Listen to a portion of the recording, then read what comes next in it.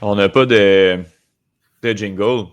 Parce que c'est Justine qui a les accès. OK, c'est bon. Donc ça va être ça. Bonjour, tout le monde. Bonjour. Justine n'est pas là. C'est un épisode en duo cette semaine. Saison 7, épisode 7, je crois. Oui, Ouais. du podcast Les Trois Lions. C'est notre épisode chanceux, là. Tu sais, 7-7, puis comme. C'est Tu sais, quand c'est vrai. ton année, là. Spécial Coupe des Nations de hockey. OK, ah oui, OK. C'est la spéciale. On va parler de ça tout l'épisode. Les équipes, qui va être avec l'équipe Canada, qui va être avec équipe États-Unis, Oui, qui hey. va être avec équipe Suède, puis je sais pas c'est qui l'autre équipe. C'est-tu comme un ramassis de Rest of Europe, sûrement? Non, je pense que c'est genre Finlande. Fait que tous les autres, ils sont à la maison, puis C'est des vacances, genre. pour vrai. All right. Ben, moi, je serais pas fâché, là, Ah de non, ça. non, c'est sûr. Mais Mais confrontation ouais, des non, nations. Hey, Coupe des nations. hey, on s'en calisse tellement, là. J'ai hâte. Ah, Là, moi, c'est comme le retour, là, tu sais, ça faisait longtemps qu'il n'y avait pas eu de quoi de même, là, fait que là, ça capote, puis là, il y a plein de... Ouais, ben, c'est parce que c'est un peu un prélude au retour aux Olympiques aussi, là. Oui, ben oui. Coupe des 4 nations, c'est ça. C'est ça? Hey. Je Ouais, je sais pense pas. qu'il y a, ouais. Je sais pas, je veux pas... Juste parce que je commence à avoir dans mon feed beaucoup de trucs simulés, là. Tu sais, de genre... Ah, d'équipe, genre. Ouais, c'est ça. Puis là, OK, comme, hey, ouais. ça va se passer, puis... M'intéresse moyen aussi, ce truc-là, là. Surtout, c'est comme 4 nations, Ouais, c'est et tout. plus moins intéressant. Comment tu vas, Bruno? Ça va bien, ça va bien. Écoute, grosse semaine quand même. Avant On s'est vu samedi. Oui, effectivement, On celui regardait samedi. l'UFC, c'était plate. C'était Ouais, long. c'était pas. Non, plate, Ouais. non. Sinon, moi, j'ai vu des shows, là. Pas mal de shows encore. J'ai vu Marie-Pierre Arthur, c'était le fun. Ouais. On a eu le lancement de programmation Zerco, fait qu'il y a eu comme ben des pestacs d'annoncer. Mhm. C'est pas mal ça qui se passe, là. Je sais pas pour tous. Il y a bien du sport. Il y a eu les Alouettes ont perdu. Ouais, ben, tu sais, le football canadien il est pas mal fini. Là. Il reste en fait. Ben, il reste un match là, qui est dans le fond la Coupe Vanier, la finale du Yep. football universitaire. Mais c'est tout. Là, dans le fond, la fin de semaine passée, c'était les finales du Bol d'Or. Ben oui. Fait qu'il y a collégial, etc. Tout ça, c'est fini. Puis il y avait aussi la Coupe Grey qui s'est jouée la semaine passée. Les Argonauts de Toronto l'ont emporté. Fait que, Contre les Blue Bombers de Winnipeg. ouais, voilà. On Troisième connaît mes défaite affaires. d'affilée pour les Blue Bombers à la En finale de la finale? Coupe Grey. Ah Ouais, ouais. Genre ouais, d'affilée, genre ouais, 2024, 2023, 2022, là. exact. Ouais, il avait perdu contre les Alouettes la saison passée, puis il avait perdu contre Toronto il y a 2 ans aussi. Aïe, aïe, aïe. Mais avant, il en avait gagné 2 de suite. Ça faisait 5. Ben, parce que dans le fond, il n'y en a pas un en 2020. Là, fait que depuis 2019, il y a eu 5 Coupes Grey. Les Blue Bombers étaient aux 5 Coupes Grey. Ils ont gagné les 2 premières, mais Okay. depuis, ils n'ont plus regagné. Ah ouais, hein? Fait que, ouais, là, ça va être intéressant de voir qu'est-ce qui va se passer avec tout ça là, de ce côté-là. Fait que, ouais, c'est bien cool. Parce que j'en parle tout le temps, mais bon, les lauréats qui sont encore une fois Ben oui. champions. Un deuxième bol d'or en 2 ans, en deuxième division. C'est un quatrième bol d'or en 10 ans d'existence Wow. pour le programme des lauréats. C'est impressionnant. C'est vraiment un gros départ. Fait que j'ai bien hâte de voir. Là. C'est sûr qu'il y avait quand même beaucoup de joueurs qui étaient de retour de l'année passée. Fait que ça faisait quand même pas mal de sens. J'ai hâte de voir l'année prochaine qu'est-ce que ça va avoir de l'air parce qu'il y a quand même plusieurs joueurs qui vont quitter. Mais en même temps, on dirait que les programmes comme ça qui sont bien bâtis, il y a toujours quelqu'un qui est prêt comme pour l'année d'après. Comme il y a déjà quelqu'un qui a été recruté il y a 2 ans en fonction de ça. Fait que ça va être intéressant de voir tout ça. Puis, c'est la dernière chose, comme je disais, la Coupe Vanier qui a lieu en fin de semaine. Encore une fois, le Roger Hart de l'Université Laval sera en finale contre les Golden Hawks de Laurier. Oui. Je pense que ça va être difficile pour les représentants du Québec. Là. Ah ouais, hein? Le Laurier, je ne vais pas dire que je les ai vus toute l'année, mais j'ai regardé un peu le match là, cette fin de semaine parce qu'ils jouaient contre Bishop, en fait. Donc, c'est l'équipe qui représente les Maritimes, qui est basée au Québec, mais bref, ils ont décidé d'aller jouer dans les Maritimes. Fait que, il y avait une saison parfaite. Ils se sont ramassés contre Laurier, puis ils ont perdu quelque chose comme genre 50 à 25, genre, mais l'attaque de Laurier est impressionnante. Le corps arrière, c'est un gros monsieur qui lance le ballon loin, puis fort, puis précisément. Là, fait que ça va être compliqué. Laval a une belle équipe, belle défensive, puis tout, comme à chaque année. C'est la même chose. Fait que j'aimerais quand même ça que Laval gagne. J'ai un ancien employé qui est avec les Rouges et Or. Bon, évidemment, il est au Rouge et Or sa première année, fait qu'il ne joue pas. Mais il est quand même là. Il fait partie de l'équipe. Fait que je trouverais ça cool quand même qu'il puisse gagner. C'est un sacré bon kid. Fait que ce serait bien cool, mais je pense que ce ne sera pas nécessairement facile. Mais bref, ça va être ça. Fait que c'est samedi dans l'après-midi. Vraiment le dernier match de foot canadien là, de l'année. Puis après ça, ça retourne au mois de mai quand les Canadiennes vont recommencer. Puis mi-juin, ça va être ça. Gros shout-out que je veux faire à l'équipe Grandmaster canadienne de Ultimate qui a gagné les championnats du monde. Donc, le Canada chez les 40 ans et plus, je crois, Grandmaster, est champion du monde. Fait que quand même, vraiment, félicitations à cette équipe-là. Je connais deux joueurs personnellement de cette équipe-là, Jean-Livre Champagne. Nouvel entraîneur-chef aussi du Royal de Montréal. C'est ça, je m'en allais dire. On dirait que je viens d'allumer. Nouvel entraîneur-chef du Royal de Montréal qui a joué la dernière année, je crois aussi avec l'équipe, et propriétaire de l'équipe également. Et Philippe Tivierge, qui est analyste des matchs sur UEFA.tv. C'est lui qui analyse avec Étienne Fournier les matchs du Royal de Montréal. On a collaboré ensemble justement au cours des dernières années, fait un peu de podcast avec lui pour parler de Ultimate. Donc, félicitations à ces deux messieurs-là, anciens joueurs du Royal également, Philippe Tivierge. Fait que vraiment content, vraiment fier de mes amis aussi qui sont rendus là. Puis c'est pas rien, là. Championnat du monde, je pense que Jean-Lévis était capitaine aussi de cette équipe-là. Beaucoup de Québécois aussi. Je pense que dans la délégation, il y avait 7-8 joueurs québécois. Là. Donc, vraiment impressionnant. C'est le fun de voir aussi que l'Ultimate laisse de la place à des joueurs de cet âge-là aussi. Là. C'est un sport qui est super inclusif. Puis c'est le fun de voir que comme il y a des grandes compétitions, des grands niveaux pour tous les âges.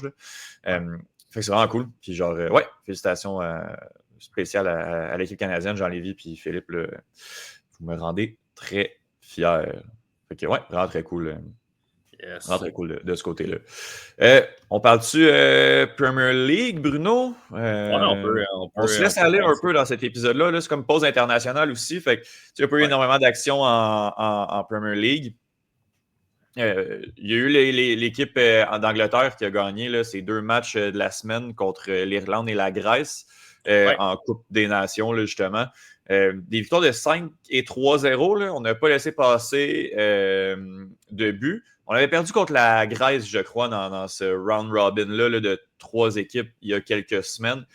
Ouais. Puis là, on a réussi à l'emporter. Terminer premier du groupe avec justement 5 victoires, 1 défaite dans ce groupe-là, là, composé également de la Finlande qui, je crois, a littéralement perdu tous ses matchs. Mais c'est sûr que justement, c'est un petit peu plus ardu pour cette équipe-là. On a fait des tests. J'ai vu qu'il y a beaucoup de joueurs. Beaucoup de nouveaux. Ouais, exact. On est dans une espèce de flou. L'Euro va être comme dans 2. La Coupe du Monde va être dans 2 ans. Ouais, c'est ça. La Coupe du Monde dans 2 ans. Avec, ouais, c'est ça, on peut se permettre, là, mais tu sais, des joueurs comme Taylor Harwood Bellis, qui a marqué contre l'Irlande également. J'en ai vu d'autres également, là, le Kwanzaa. Pardon? Curtis Jones aussi. Oui. Match. Oui, avec Madueke aussi, qu'on a moins vu. Donc, Dewsbury Hall, mais lui qui va, je pense, va se faire une place de plus en plus grande dans l'effectif. Là. Mais oui, puis là, après ça, c'est la Coupe des Nations. J'essaie de voir qu'est-ce qui va se passer après pour les joueurs, pour l'équipe d'Angleterre, là, maintenant qu'on termine en première position. Mais au final, quand même une bonne run là, pour l'équipe d'Angleterre. Ouais. Ouais, je pense que honnêtement, je pense qu'ils vont pouvoir comme continuer, puis ça va bien aller. Là, il y a comme. Puis c'est bien parce que là, justement, le groupe est pas. C'est pas un gros groupe, là. Puis ils sont mettons, mettons, division 2, là. C'est ça, je regarde en ce moment, là, ils sont dans le Nation League, mais B, fait que, c'est comme... Ah, c'est relax, là. C'est ça, là, c'est très, très relax.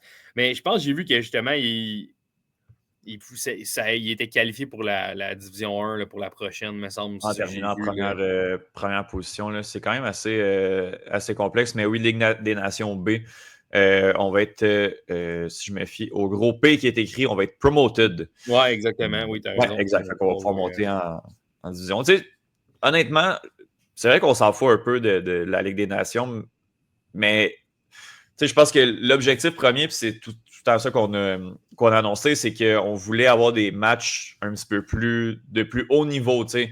Oui, l'enjeu reste mineur, là, honnêtement. Gagner une Coupe des Nations, je pense pas que c'est le rêve de tout joueur qui joue avec son équipe nationale.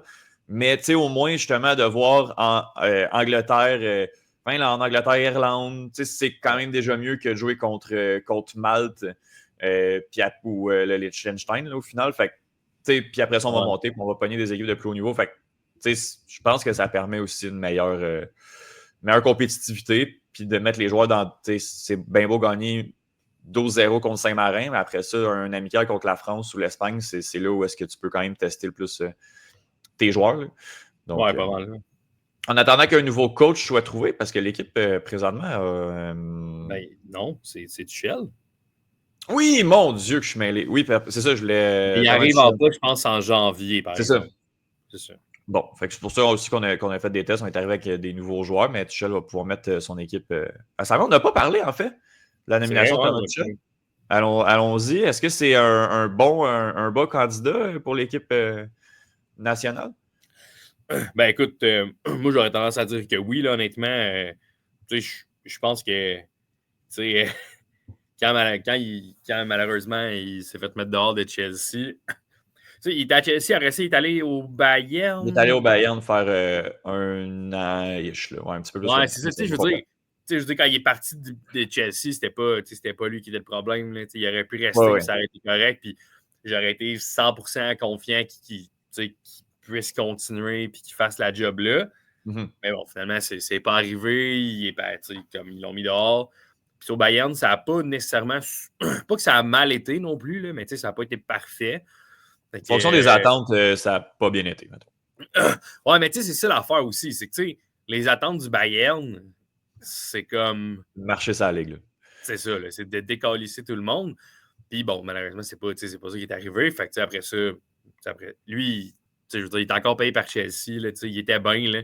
Mm-hmm. Mais je pense qu'au final, Tuchel, c'est un bon coach. Puis c'est un coach qui va pouvoir faire le travail. Ça va être de voir si ça se transpose bien en équipe nationale parce que c'est pas toujours c'est pas toujours le cas nécessairement. Mm-hmm. On s'entend qu'il y a des coachs que les équipes nationales, c'est pas nécessairement fait pour eux. Il y a des coachs que les équipes, ils sont super bons en mettant en Premier League, puis après ça, ils arrivent en équipe nationale, ça ne fonctionne pas.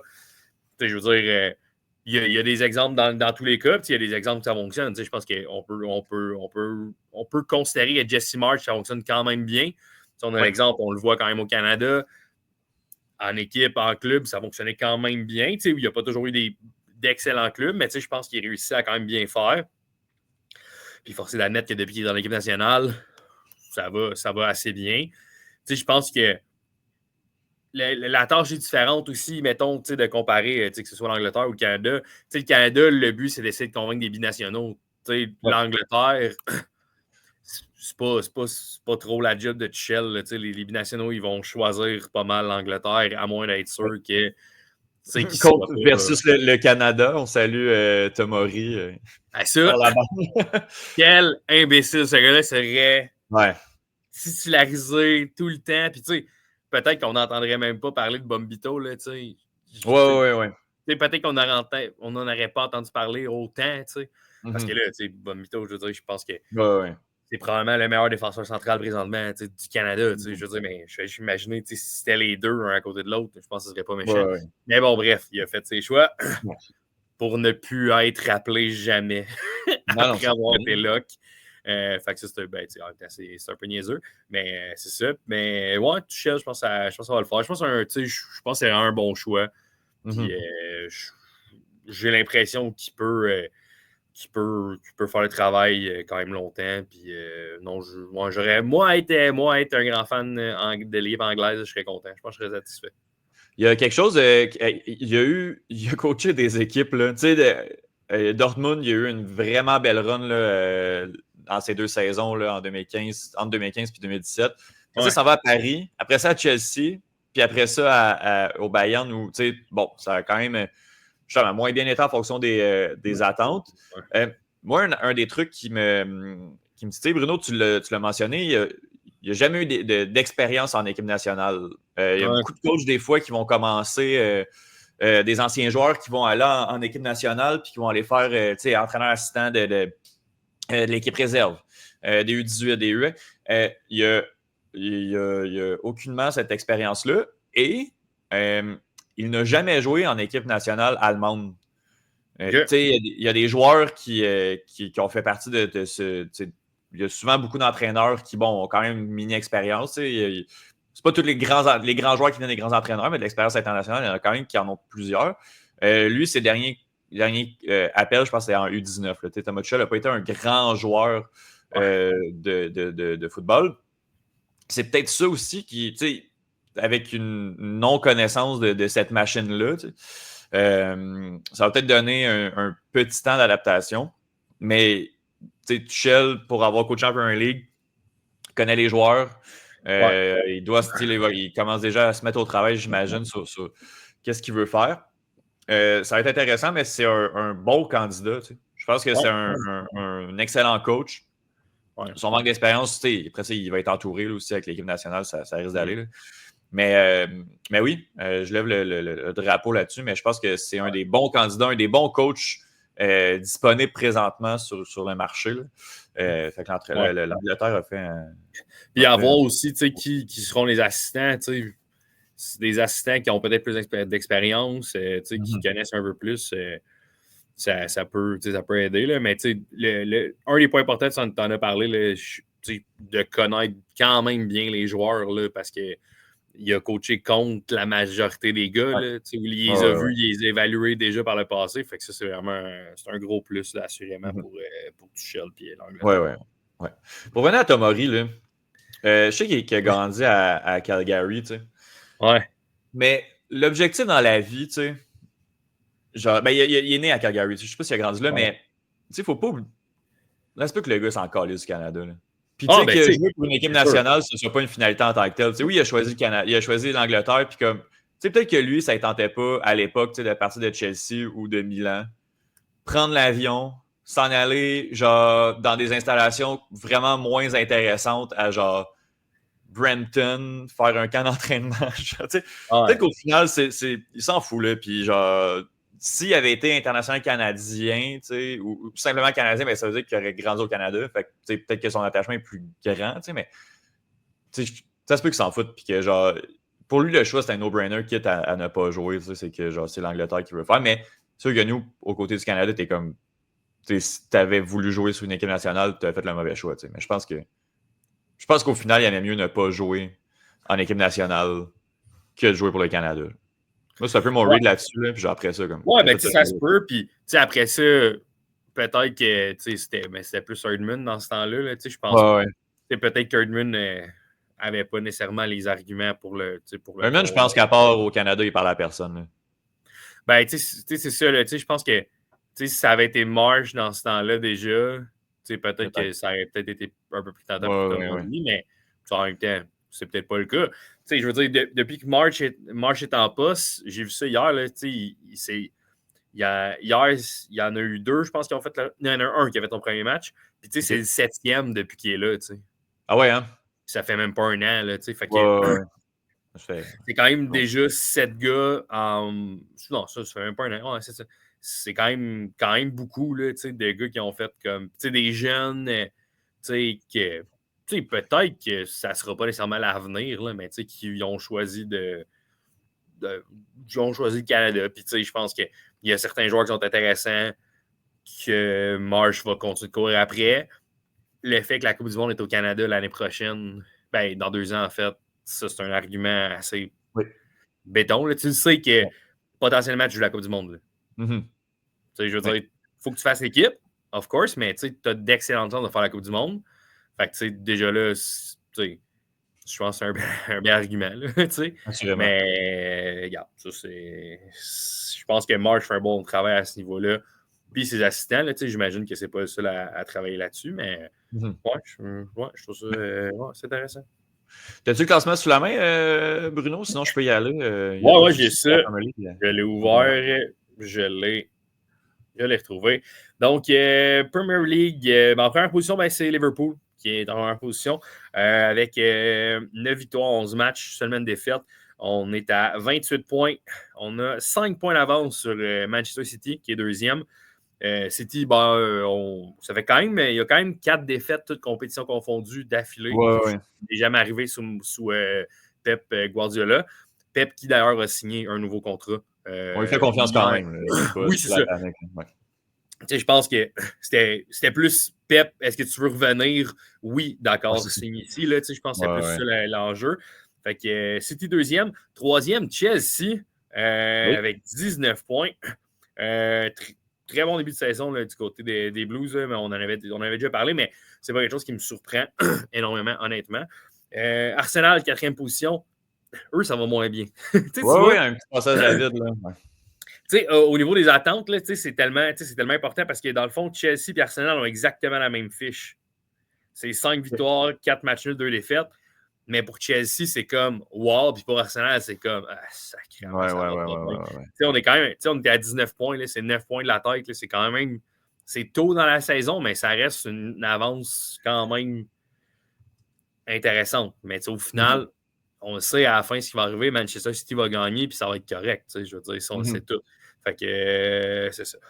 C'est pas super. Il y a quand même 2 autres équipes avec la même fiche là, que Chelsea, Arsenal, Nottingham Forest, encore une fois, qui s'accroche en 5e position, et Brighton, qui est 6e également avec 19 points. Après ça, il y a quand même beaucoup d'équipes. Là. Aston Villa, 9e, Tottenham, 10e, ça, c'est quand même un peu surprenant. Mais bon, c'est à 1 point derrière. Là, fait que c'est quand même serré au final. Manchester United à 15 points. Ce qui n'est pas si pire. Le nouveau coach arrive. Fait que je pense que je m'attends à ce qu'on finisse facilement top 6 là, du côté de Manu avec le changement d'entraîneur. Oui, il y a encore des joueurs qui sont dégueulasses, mais je pense qu'avec le nouvel entraîneur, ça va quand même donner un coup de pouce. Puis déjà là, Van Nistelrooy, je pense que c'est 2-3 matchs qu'il y a eu, là, toutes compétitions confondues, puis ça a bien été. Fait que, il est parti d'ailleurs. Oui, puis d'ailleurs, il est convoité. Hein? Ah ouais, hein? Oui, j'ai vu des rumeurs là, que je pense qu'il y avait Leicester qui y avait parlé. Il y a Coventry aussi en Division 2. Coventry, ça ne va pas du tout. L'année passée, ils étaient en finale des playoffs, puis là, ils sont genre 16e, je pense. Là. Fait que ça va quand même être à surveiller, mais ouais, je pense qu'il va être en demande, le beau Rude. Fait que Manu, oui, 13e avec 15 points. Si on regarde le bas du classement, Southampton est dernier avec 4 points. Mais là, maintenant, tout le monde a une victoire. Ça, c'est fait, c'est réglé. Il n'y a personne qui n'a pas de défaite, puis il n'y a personne qui n'a pas de victoire. Oui, exactement. Ça, c'est réglé ce bout-là. Wolves est 19e avec 6 points. Palace, 7 points en 18e. Et Ipswich a 8 points, donc en 17e position. Donc 1 point en dehors de la zone de relégation. C'est quand même bien pour eux. Après ça, on a Everton et Leicester ont chacun 10 points, donc à une distance quand même atteignable rapidement de potentiellement redescendre dans le bottom tree. Mais c'est ça. La saison est jeune, ça va être intéressant de voir, mais que tout le monde ait gagné déjà, puis que au moins tout le monde ait une défaite, Ça montre à quel point cette ligue-là est quand même intéressante à beaucoup d'égards, dont le fait que c'est quand même assez paritaire. Voilà. Oui.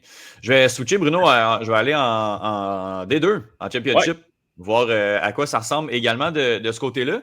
Le top 2, en fait, 2 équipes en première, qui ont le même nombre de points, là. Sunderland et Sheffield United, 31 points, trônent en tête de la Championship. Ça joue au différentiel. Là, Sunderland a un différentiel de plus 14, Sheffield United de plus 12. Donc, c'est là que ça joue. Quoique Sunderland, présentement, est sur une séquence de 3 matchs nuls consécutifs. Ouais, il y avait vraiment une meilleure avance. Oui, c'est ça, exact. Puis de l'autre côté, Sheffield United a 4 victoires de suite. Donc, ça joue ici. Si la saison s'arrêtait là, ce seraient les 2 équipes qui monteraient directement en Premier League. Et les barrages se feraient entre Leeds United, Burnley, West Brom Albion et Watford, qui fait une remontée quand même, là, qui a été dans le milieu de peloton pendant une coupe d'années. Là. Dans les dernières années. On se battrait pour les playoffs, là, pour la dernière position restante. L'ancien club de notre ami Ismaël Koné, qui se balade à Marseille présentement. Dans les équipes intéressantes qu'on pourrait regarder, ça reste quand même excessivement serré. Là, Watford a beau être en 6e position, mais il y a comme Middlesbrough a 1 point de différence, Millwall 2 points, Blackburn, Bristol City 3 points. Là, donc, c'est encore super serré dans le top 10. Et puis même, il y a 6 points entre Watford et Sunderland. Fait que, tout est encore très, très jouable. C'est super serré la D2 cette année. Et pour les 3 équipes qui seraient reléguées si la saison se terminait maintenant, Cardiff avec 15 points, Portsmouth avec 12 points et Queen Park Rangers avec 10 points. Il y a plusieurs équipes à 15 points là, qui sont en danger. Hull City, Preston North End et Bruno, les Oranges qu'on a vus l'année passée. Luton Town, ça va pas bien du tout pour l'équipe au petit stade là, qu'on a vu l'année passée. Au niveau des buteurs, Borja Saints de Norwich City, un phare dans la nuit avec 11 buts. Josh Maya, qu'on a parlé, Bruno, là, la dernière fois qu'on a parlé de D2, là, qu'on avait vu dans Sunderland Tel je crois la 2e saison, si je me rappelle bien, de West Bromwich, a 9 buts. Et Haji Wright, l'Américain qui a 7 réalisations depuis le début de la saison. Les équipes de Premier League ont joué environ, Bruno, c'était comme une espèce de 11 matchs. 11 matchs, tout le monde a joué en 11 matchs. En Division 2, on est à 15 matchs pour chacune des équipes. On commence la saison un petit peu plus tôt, puis on ne prend pas tout le temps les pauses internationales, si je me rappelle bien. Là, donc, ça change un peu la donne. Et au niveau des passes décisives, triple égalité. B. Jun-ho de Stoke City, Callum Doyle de Norwich et Finn Isaac Azaz de Middlesbrough ont tous 3 5 passes décisives. Donc, voilà pour... Moi, je n'ai d'autres à 5 passes décisives. Ah, ça continue, hein? Oui. Josh Sargent de Norwich City, l'Américain très roux. Notre rouquin américain. Tom Fellows de West Bromwich et Wilfred Nonto de Leeds United, qui serait en 2e division. Et on est où avec Leeds? On ne montrera pas tout de suite, hein, cette histoire-là? Ah, ben Leeds sont 3e. Mon Dieu, je suis mêlé. Leeds sont 3e, effectivement. J'étais comme, je cherchais dans le milieu, puis je ne l'ai pas trouvé. Mais oui, Leeds est 3e. Ça peut remonter tout de suite, en fait. Yes. Donc, voilà pour la division 2. On n'a pas fait Pardon? On n'a pas fait les buteurs et tout en division 1. Oh, on peut y aller. Ben oui. On les connaît un petit peu plus, mais on peut y aller, assurément. Ouais, je suis là. Premier buteur, quelle surprise. Alan avec 12 buts. Derrière, avec 8 buts, on a 3 joueurs avec 8 buts. Je qualifierais d'une surprise, grosse surprise, un d'une agréable surprise et d'un autre qui devrait être là. Vous déciderez qui est là et quel ordre vous les mettez. Mohamed Salah, Chris Woods et Brian Burmo ont tous les 3 ont marqué 8 buts. Donc, c'est quand même intéressant. Faites à noter... il y a Johan Wissa, également de Brentford, là, avec 7 buts. Ce qui est quand même pas négligeable. Là. Je veux dire, Brentford a un joueur à 8 et un autre à 7. Là. C'est quand même. Un début du côté de Brentford. C'est quand même pas mal. C'est probablement tous des buts marqués dans les 5 premières minutes dans leur cas.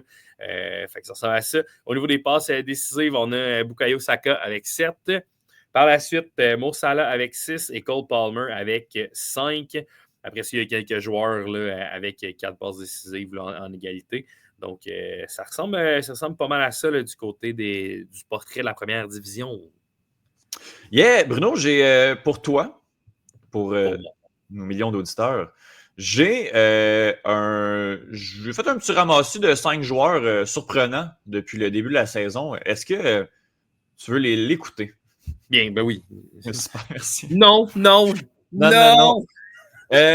Ouais, ben j'étais allé un peu par position. Là. Tu sais, j'ai comme un attaquant, un ailier, un milieu de terrain, un défenseur, puis un gardien de but là, qui font vraiment bien depuis le début de l'année. Puis, c'est ça comme un petit truc un petit peu plus underdog, là, ce soit des joueurs qui viennent d'équipes qui vont peut-être un peu moins bien ou des joueurs qu'on parle pas souvent là, parce que, tu sais, oui, il est bon Burmo, puis ça va bien du côté de Mohamed Salah, là, mais tu sais, je voulais qu'on parle, puis ben, justement, tantôt je parlais de fort dans la nuit, mais l'ami Mateusz Cunha de Wolverhampton va vraiment pas bien du côté de Wolves, vraiment, mais vraiment pas bien. Je pense qu'on va descendre en Division 2 l'année prochaine.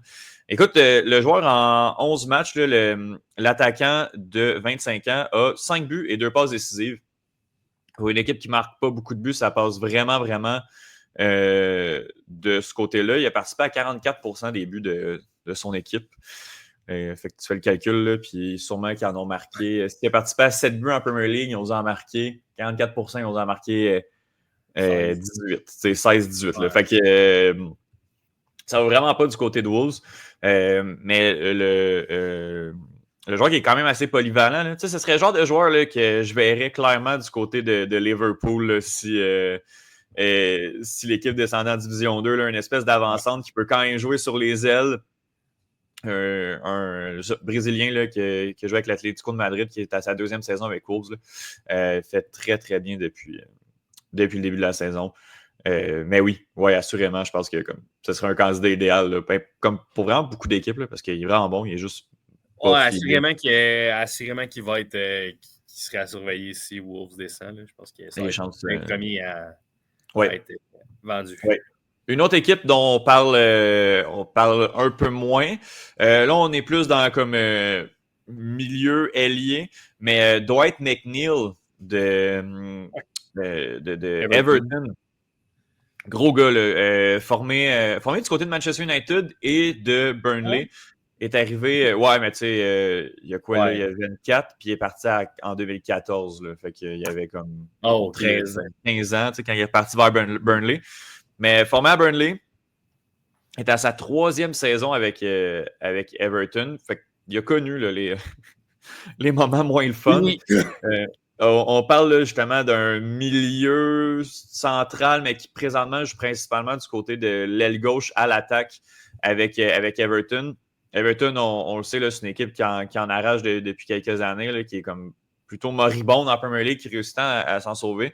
Mais d'avoir un genou comme ça, il faut juste qu'on le garde bien et que ça donne pas un Anthony Gordon qu'on a juste comme chippé ailleurs parce que comme il voulait s'en aller et qu'il fait comme très bien, mais 24 ans pour le joueur gaucher.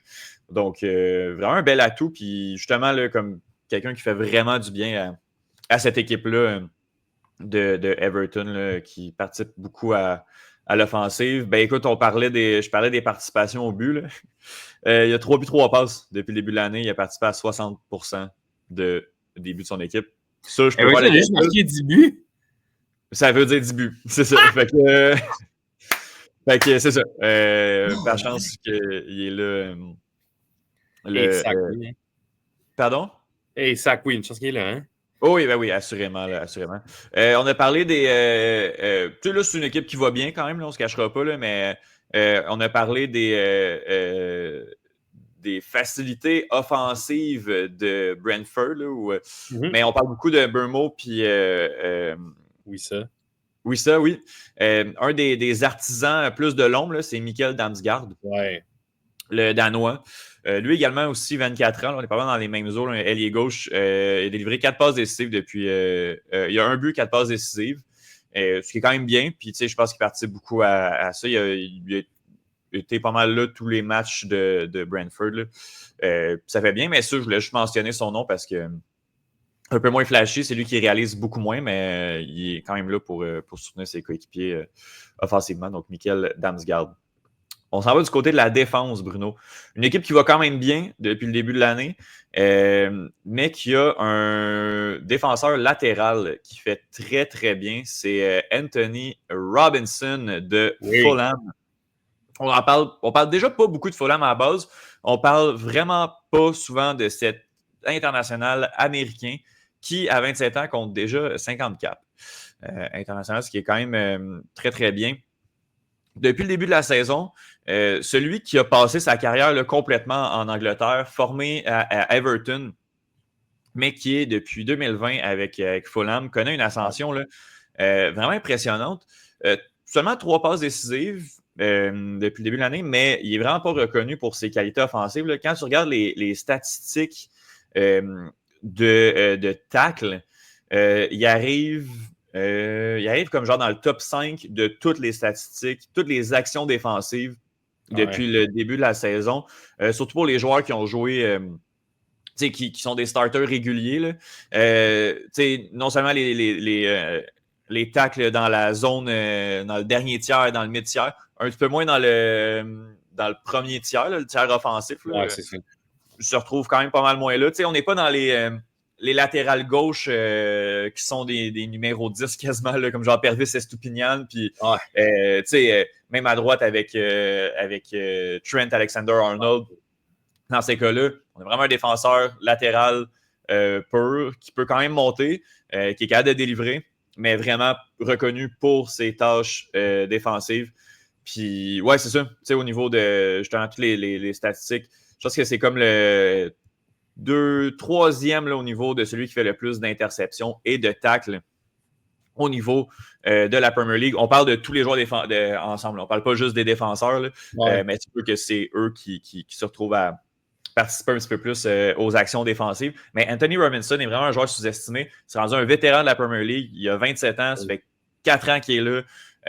C'est vraiment, vraiment un bon joueur, là, comme on parle pas souvent. Puis il est clairement un des artisans de la bonne saison de Fulham. Yeah. Et pour terminer, Bruno, oui. Ça, c'était un long shot là, parce que cette équipe-là va pas bien, va peut-être être reléguée. C'est un gardien de but qui accorde énormément de buts, mais devant toi, quand tu as Woodfess, c'est normal que tu accordes énormément de buts. Il s'agit de Mads Hermansen, le gardien danois de Leicester City. Ça, on en a parlé l'année passée, lui, pour la montée. Oui, exact. Puis là, c'est ça, je pense que c'est comme une affaire de... Laissez passer combien de buts? Là? 21 buts en Premier League depuis le début de la saison, en 11 matchs. On est à 2 par match. Là. Une seule clean sheet depuis le début de la saison. Mais tu sais, il y a 2 ans, la dernière année de Leicester City, on avait parlé. Kasper Schmeichel était parti quand même rapidement. Vers la fin de la saison, la fin du mercato, là, du côté de Nice, je crois, en France. Est-ce qu'il était parti en France? En France, oui.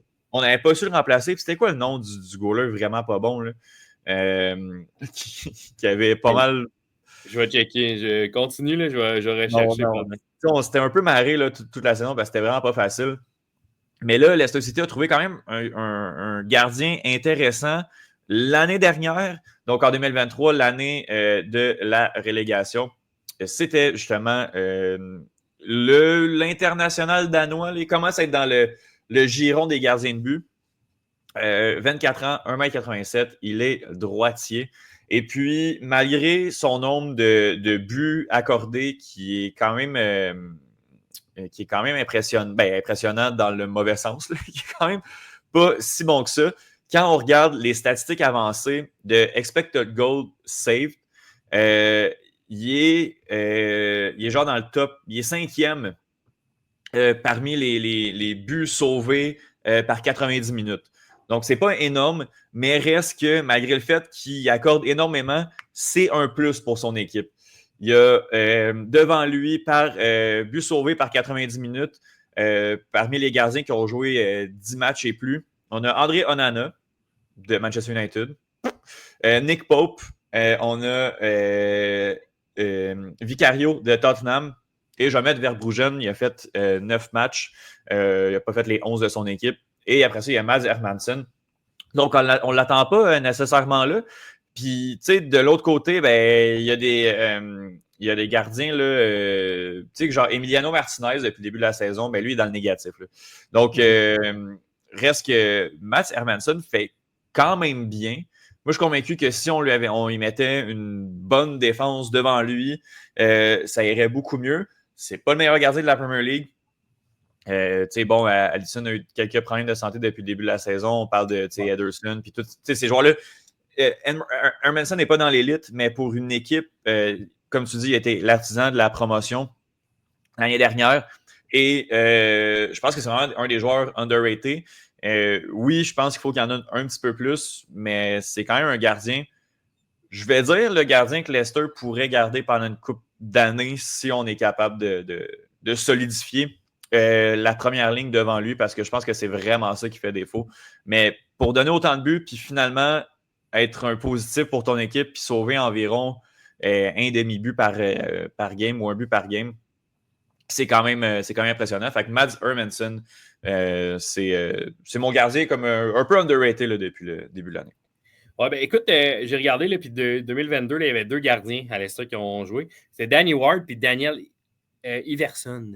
Ouais, c'était Danny Ward, je pense que Ouais. ça n'a pas été facile. J'ai regardé un peu vite les stats, je te dirais que les deux, ça allait pas bien. Là.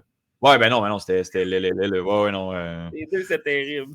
Ouais. Mais oui, Danny Ward, qui, je crois, est encore dans l'équipe, mais goal plus, tu sais. Fait que ouais, ben, je pense que dans un rôle de second, c'était quand même bien, mais tu sais, je veux dire, là, tu t'es retrouvé avec un poste de numéro 1 alors que, tu sais, visiblement, là, Schmeichel, il se l'était fait passer sous le nez. Là. Je pense que c'était ça qui était plus ardu de ce côté. Ouais. Fait que c'est pas mal ça, mes joueurs underdog de la saison, depuis le début de la saison, là, assurément. Yes. C'est autre chose que tu voulais parler, Bruno? Y a-tu des films, y a-tu des séries, là, tant qu'à être là et avoir un petit peu de temps, là, y a-tu des trucs qu'on peut. Pas écouter bien des affaires dernièrement. Ah ouais, hein? Mais non, je sais pas. Je vais aller voir mon Letterboxd, là, voir s'il y a des trucs que j'ai appréciés récemment. J'étais allé à Cinémascope, on en a parlé, Bruno. J'étais allé voir la vraie nature de Bernadette, là, qui est un film de 1972. Un film qui a comme 52 ans, presque 53. À Cinémascope, c'est vraiment cool. Chaque dimanche, Cinémascope, c'est une initiative là, à Saint-Hyacinthe où on va avoir comme une espèce de cinéma pour faire plus des trucs événementiels, complémentaires avec un cinéma plus mainstream. Puis ouais, c'est ça. Puis là, pour l'instant, ils n'ont pas le local. Fait que pour un peu mousser puis voir le type d'événement qu'ils vont faire, chaque semaine, il y a un film. C'est une projection qui est super variée. Là. Il y a autant des films récents que des vieilles affaires, puis des documentaires aussi.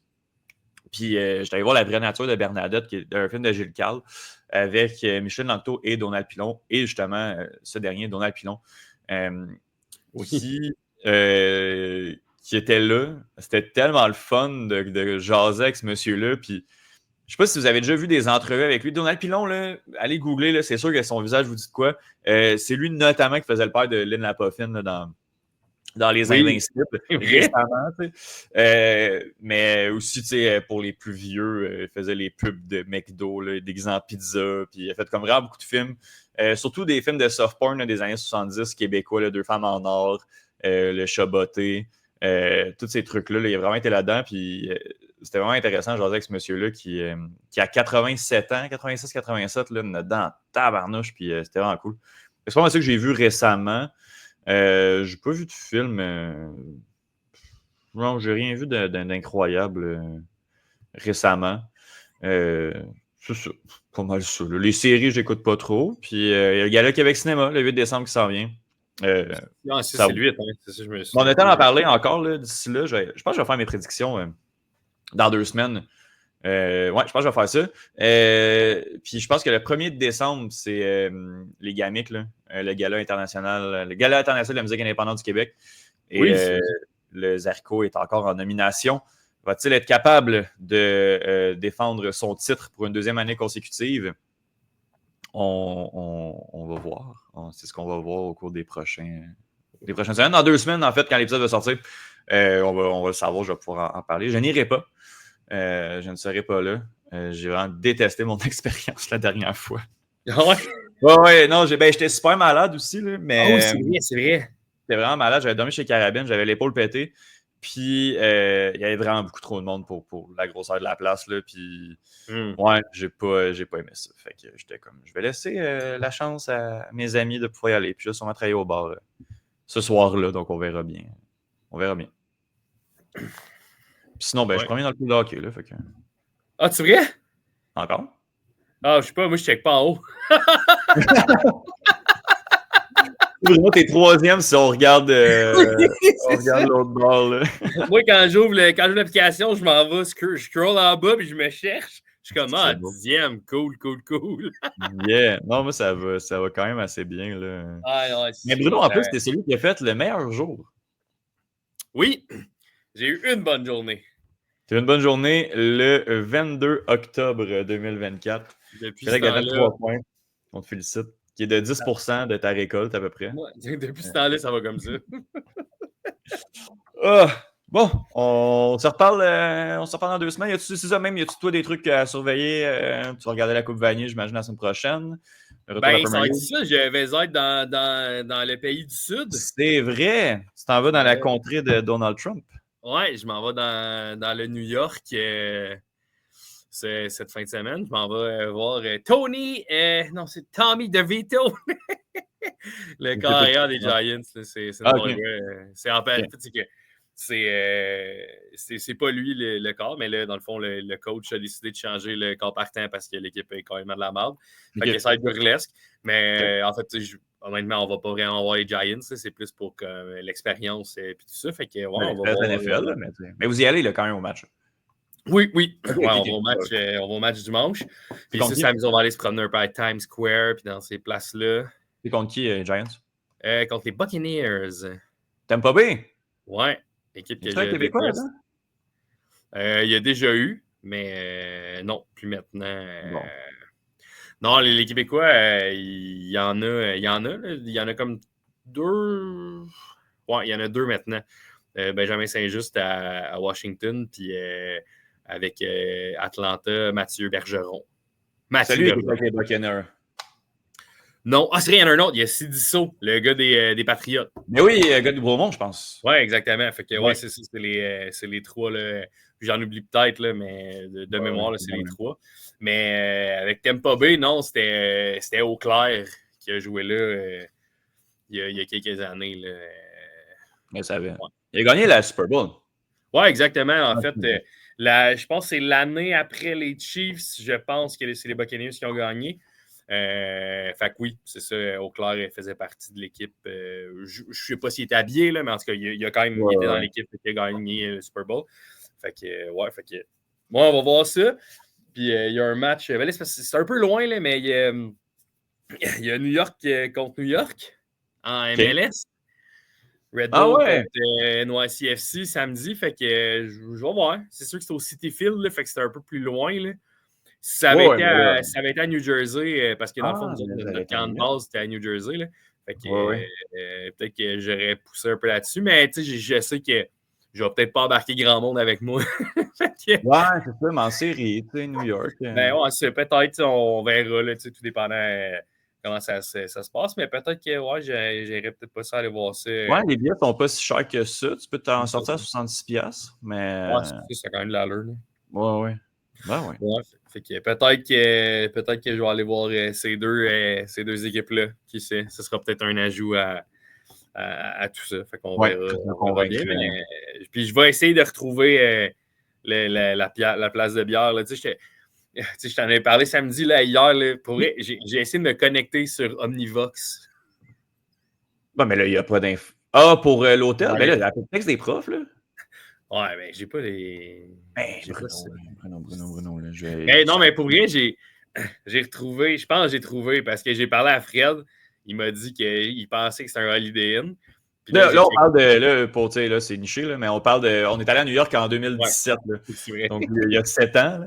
Là. Puis Bruno recherche l'hôtel dans lequel on est allé. Tu sais. Mais c'est pas pour l'hôtel que je cherche, c'est pour le truc de bière qu'on était allé qui était pas loin. Ouais, mais là, ça, il y en a plein. Mais je pense que ça s'appelle Beer Authority. Je m'en rappelle pas, mais honnêtement, vous allez Mais être au pire, correct pour venir un spot, là, je suis convaincu. ouais, c'est ça. Non, mais c'est ça. C'est juste Ouais. que mon côté nostalgique faisait que j'aurais aimé ça Oui. y retourner. Mais si c'est une autre place, ça va être une autre place. Mais Ouais. en tout cas, j'ai checké un peu hier. Là, comme je t'ai dit, j'ai même essayé de me connecter sur Omnivox puis d'aller voir mes vidéos. Ouais. Là. Tu Ouais. comprends que On est là. j'ai fouillé on avait une conversation New York là, sur Messenger. J'ai fouillé là-dedans, rien trouvé. Je t'ai dit, j'ai fait des efforts. Un courriel, des fois. Ouais, j'ai checké aussi. J'ai rien trouvé. Mais bref, c'est pas grave. Fait que, ouais, c'est ça. Fait que Cool. je vais en New York. Ça va être bien cool. Ben hâte. Bon, ben, bon voyage. Tu nous feras un petit carnet de bord, puis comment ça s'est passé. Puis On va revenir là-dessus après mes vacances. Parfait. On se reprend dans 2 semaines. Yes, sir. Ciao! Ciao.